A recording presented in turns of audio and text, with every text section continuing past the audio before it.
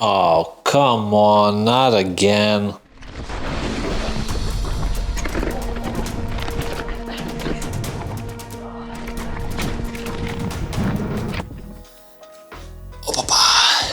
Riding or racing mountain bikes is the most exciting part. Yet there are no pleasures without less satisfying moments. So ripped up grips on the handlebars are probably the least expensive part which can happen during the crashes.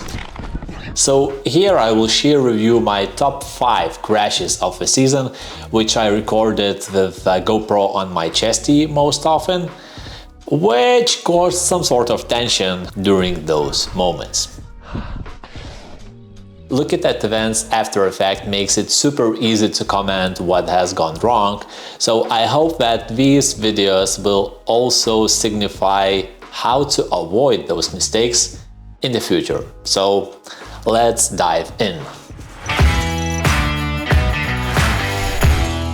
We will begin this journey by a crash from the beginning of this year in Madeira, Portugal.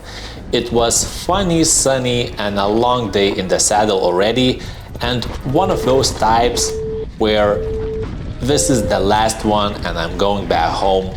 So it was a no location, tired body and lack of skills resulted in a poorly taken corner on the roots.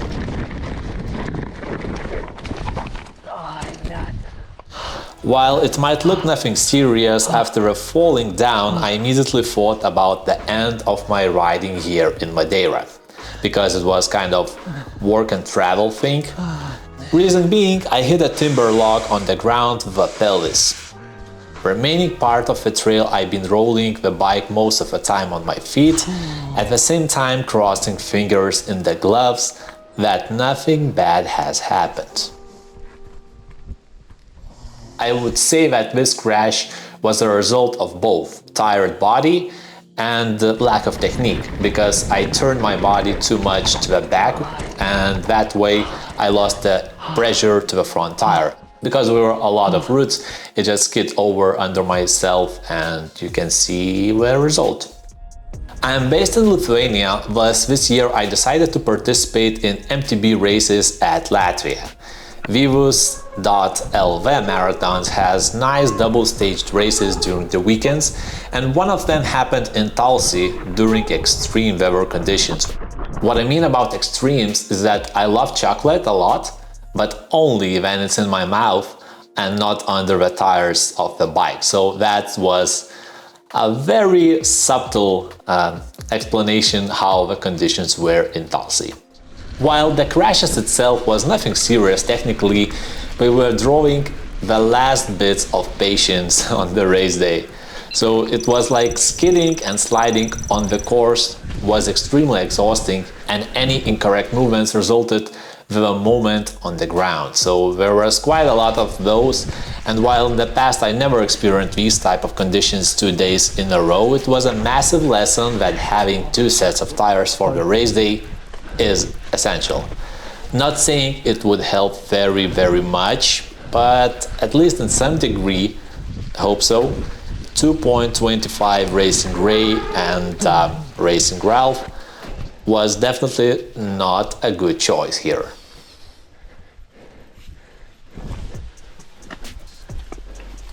And if you like this type of content, you can like this video and subscribe to the channel, and chances are high enough that we will see MTB content even more here. And that would also be an indication for me that making those designs was not a waste of time. So yeah, let me know if you see something useful here. Thanks. At third place, we're moving back to islands of Portugal, and this time it's São Miguel of Azores. I spent last winter riding rented bikes in Madeira and São Miguel Islands and had a chance to experience the trails in that part of the world for the first time. And boy, oh boy, it taught me some lessons. In general, when I noticed that the trail complexity is way too much for me, I don't mind hike the bike down. The same situation was here as well, where on rocky and steep sections I was going off the bike with no problems at all.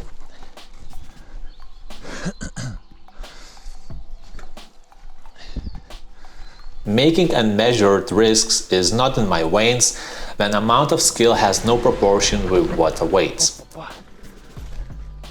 Reason being, it was extremely slippery after a few days of raining. To be honest, I guess in San Miguel it's rare to have dry on trails in winter season, probably completely at all. Thus, after a few stops here and there, I continued riding down on the trail until I reached the point where brakes didn't help that much and bike just skid over the stones, sliding off the trail straight into yet another log. This time it was limber on the ground. I went over the bars.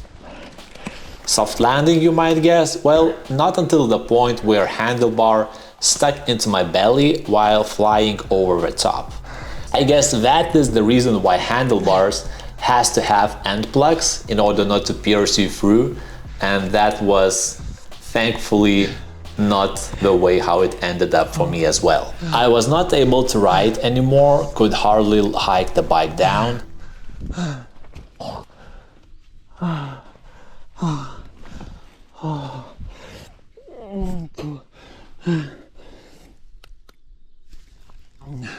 After looking at this footage after a fact, the only thing I can think of which could have potentially saved me here was lower tire pressure on such wet and slippery conditions. That could potentially provide more confidence and less stiffness going down, but you never know. At least you can think of the reasons for the future.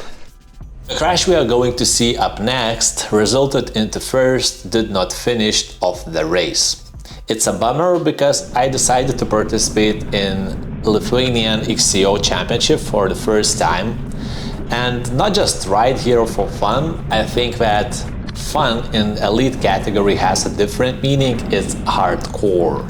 The course had technical sections, including two relatively big jumps. Relatively speaking, for me, it was a drop jump and a gap jump. During the first lap, I didn't took any of them, but on the second, hold my protein shake, because I don't drink at all.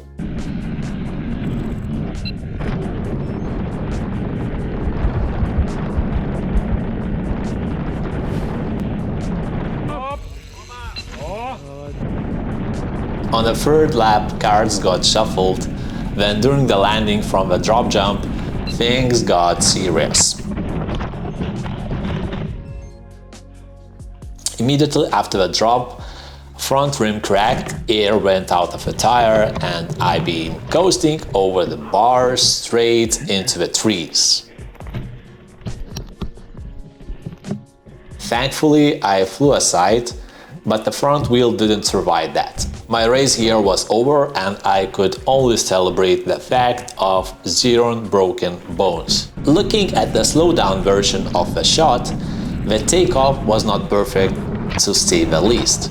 Because there were obstacles on the ground, it had to be more towards the left before the takeoff. But other than that, Duke's wheel failure almost resulted end of the season for me. Thankfully, it didn't. And in terms of financial expenditure, you can see how much it costed me. Basically, crash replacement was to 50 euros, and because I decided to just order a new front hub, it cost like 150 or so additionally. So it was 400 euros for that fly and takeoff and over the bars thing. And at the first place we have Schladming area, Austria, where things got really serious. Probably the highest speed crashes most definitely can cause the biggest damage as well, especially when it happens on well-pressed rocky trails. These factors in mind, my worst crash of the season happened in Planai Bike Park in Austria, just a few days before 4 days MTB stage race of Alpentour Trophy. I came there a bit earlier to experience the real mountains for the first time, and doing this in the beginner's flow trail was probably one of the best things to do. With one tiny catch, if you don't overestimate what you can do. Speed there collects very quickly, and all the bumps and the features requires knowledge on what to do with the bike in every situation. Going off the trail for the second time probably does not guarantee that, does it? So, going more or less without stoppage on the whole trail, I paid the cost. For the most part, with my skin. And actually, I still have some evidence. And not only here, but yeah, thankfully, 0 broken bones on that moment. Looking at the slow motion of the shot, I came to the bump at the wrong angle because few corners before that I took incorrect path as well. During the takeoff, I went unprepared for what awaits and the bike went sideways. After that, the results were clearly visible. So the reason why this crash appeared at the top of the list is because it caused damage for both me and the bike. Yeah, you can see the expenses info here. And immediately after the crash, I even thought that I might have broken down my right arm. And think about it like in 1 week time frame, there is a race which you kind of prepared for most of the time. It was first MTB stage race, and then all of a sudden you appeared in such a situation where everything hanged on the question mark. But thankfully, all went fine, and you can also find videos about Alpento Trophy in my channel. If you're interested, there are both with highlights and full on boards too. But I see that you're still having fun. Trying to. At least everything is in place, so all good. Careful. Yeah, you too. Okay. Bye. Have fun. Bye. You too. Bye. After seeing these, I think it's also important to prepare some sort of takeaways, how you could avoid such mistakes in the future and not just only entertain yourself out of the crashes I made. So yeah, first things first is polish your skills. Work on your skills before those skills are actually needed. Proper cornering and technique on the bike can help you reduce potential of failing down due to lack of your skills. Put yourself into challenging situations in safe environments. Less speed, less stress, less fatigue, less damage. Choose proper tire pressure. Often ignored, it's extremely important to adjust tires pressure based on the conditions you're riding, as well as your body and all other sort of things. Surely you can't adjust it during the race, but that's an important thing to take into account before the kickoff goes. I can't stress enough how important this topic is, and actually by amateurs it's very most often ignored, and you shouldn't do that. So choose tires based on the conditions you're riding. Yes, you can go with literally any tires on literally any course and the weather. But what experience will you have riding bulk tires on dry or slicks in the mud? It's up to everyone's preference, but I made the decision to spend that extra half an hour sealing and preparing tires wet suits instead of not going at full potential. What's your opinion about the tires? Maybe you have some ideal preference for both muddy and dry conditions? Let me know in the comments. So that was it. It's a top 5 of my crashes with some suggestions how to avoid those crashes in the future for me and maybe you as well. As usual, thanks for your time and I hope to see you in the future videos. And by the way, in case you wonder how I record these videos for unlimited amount of time on the GoPro, you should check this video. Cheers, and until next time.